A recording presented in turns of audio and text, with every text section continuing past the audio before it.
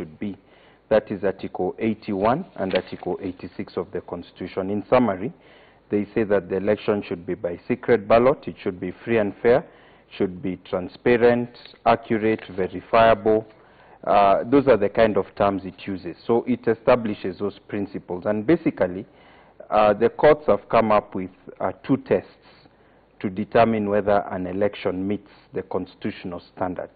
The first test is a qualitative test. In other words, they look at everything surrounding the elections, and they say, was the election done so badly that it did not meet the constitutional test of free and fair, that you cannot trust, you cannot have confidence in the results, in the outcome, regardless of what the result was.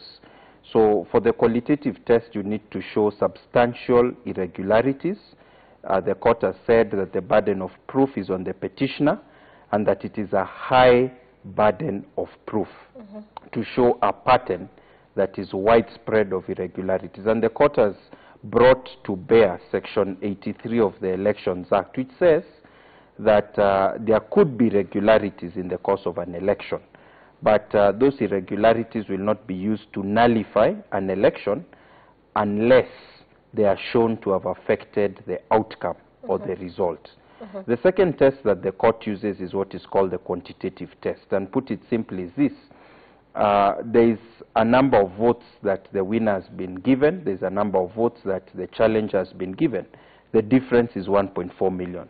Can you show that these irregularities, assuming there was a miscount, assuming there were errors in the addition, in the subtraction, in the transcription, did these errors deduct you those number of votes that would have been necessary for you to win? In other words, can former Prime Minister Raila Odinga make up the gap of 1.4 million?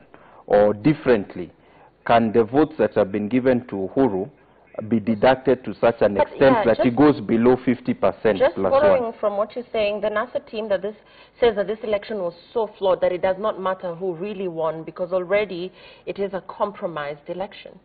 Yes, so what happens, Lillian, is that the courts will not just take your word for it. The courts will listen to the word of several people. There are going to be affidavits filed by the respondents, by President Uhuru Kenyatta, by IEBC. They are going to consider any reports that may be put in those affidavits by observers, by agents, and so on. So the court will have to weigh that.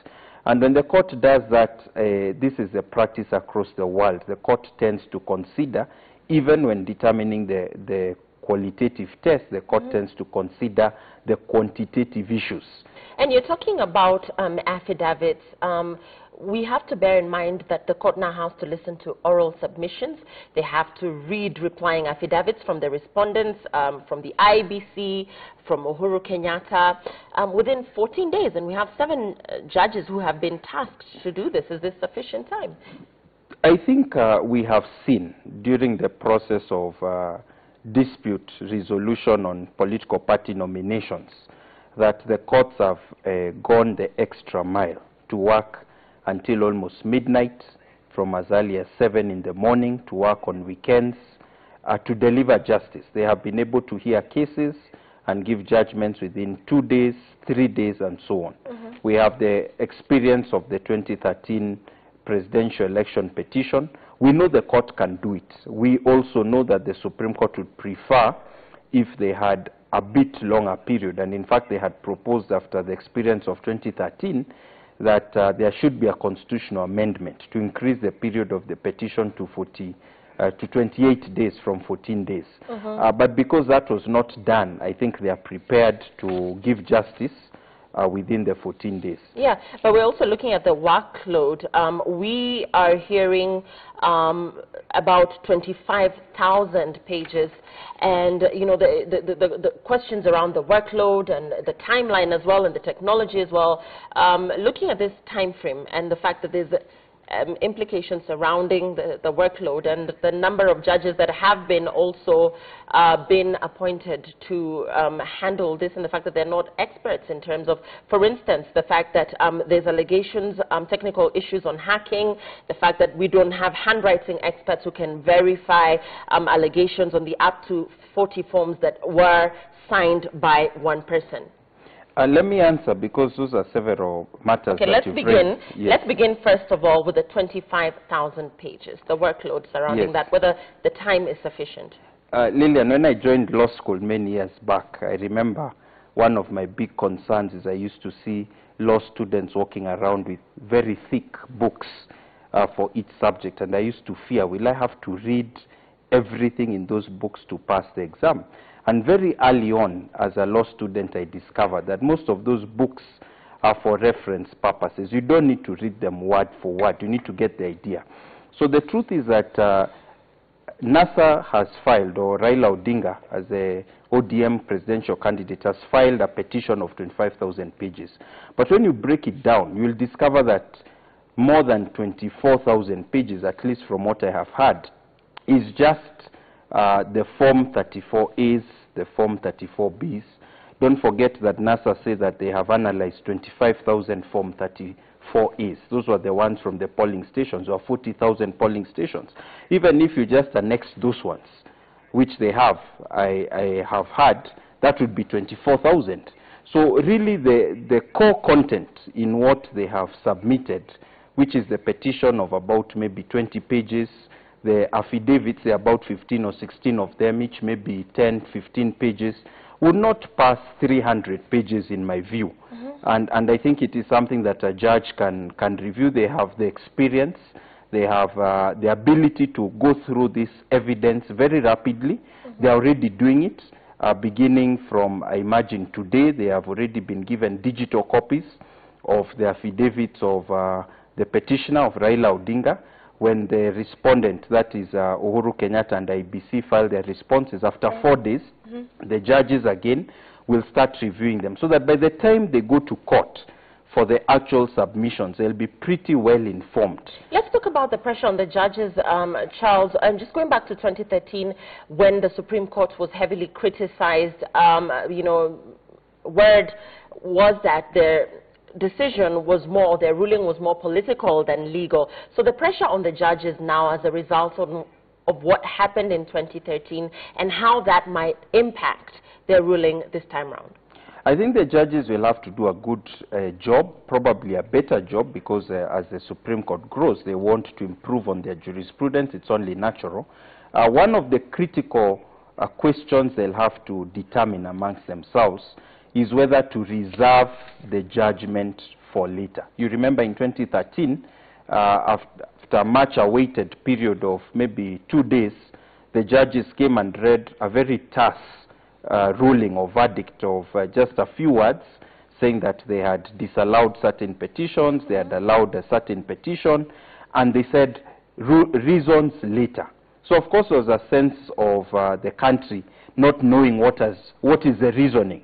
And we waited for about a month, and when the reasoning came, we expected to find very profound, very well thought out reasoning, and I think many legal scholars and analysts were a bit disappointed by the depth of analysis of the evidence and so on. Having said that, it will be very difficult for the court, assuming on Monday you have the 4 days for the respondents to file their response. They file by Thursday. On Friday, you have the applications, because there will be applications that will be filed. So on Friday, the applications are heard. Maybe on Sunday, you have case management. And my expectation is that the actual argument of the petition will be Monday, Tuesday, Wednesday, 1 week from today. Then after that, the judges will have probably 48 hours to deliberate, to come and give a verdict by Friday before midnight. So we hope they will do it earlier hours, like 5 p.m. or 4 p.m. So for them to come up with a decision that can at least explain to Kenyans, even if not give them all the reasons, explain to Kenyans why we are thinking of deciding this matter in this particular way or the other, will be critical. And I think that's one of the things the judges will be thinking about as they retire. And I think one of the questions that you have not really answered to me, Charles, is about the handwriting experts who can verify allegations on the up to 40 forms that were signed by one person. The technical issues on hacking, most of them which surround handwriting issues, and the fact that the judges really have been tasked with certain responsibilities that are not able to verify really whether or not one person actually signed up to 40 forms. Those are good questions. Lillian, unfortunately, our judicial system is an adversarial one. I say unfortunately because when it is adversarial, the judges are not meant to descend into the arena of conflict. It's not an inquisitorial. Although in election cases they are given a bit of leeway to inquire. But the main role of the judge is to listen to the evidence presented by all the sides and to make a judgment on that basis, which then places the burden on the petitioner who has said this is similar handwriting. And I'm sure they'll be asked, do you have a handwriting expert who has reviewed this? Of course, they may say, we want it to be reviewed by a handwriting expert. And there may not be time for a handwriting expert to review all those documents. These are some of the challenges, of course, that will be there. They will say that we want to have access to your computer systems.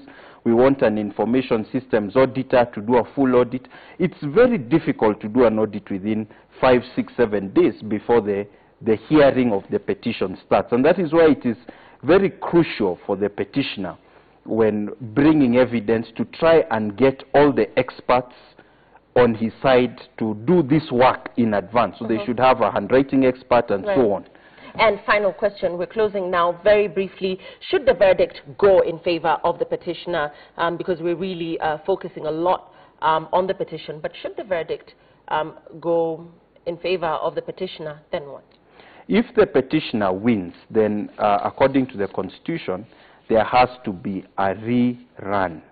And there are many Kenyans who seem not to be very clear about what the Constitution says. There are only two options if the court decides to, when the court determines the verdict. Either they can reject, or if they accept, they will nullify the entire result and say that go for a fresh election, which has to be held within 60 days. That election, the Supreme Court can only nullify the election of presidential candidates.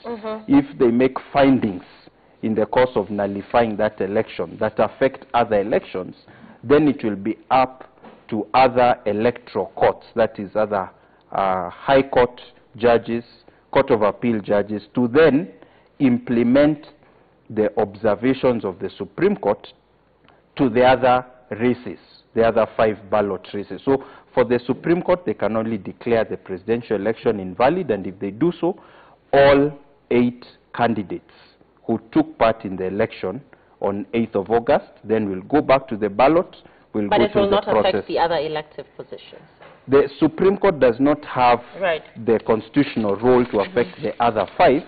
But of course, if I'm a candidate who lost in gubernatorial or member of the National Assembly, and I find that the Supreme Court has made observations, for example, about electronic system, which also applied to my race, then I'll very quickly file a petition and hope that within 2 or 3 months, I'll also get a verdict ordering a by-election in the other races. Many thanks, Charles Kanjama, advocate. Thank you very much for your thoughts and indeed your time on Citizen Weekend. We were talking the NASA petition and what next for them as regards the petition.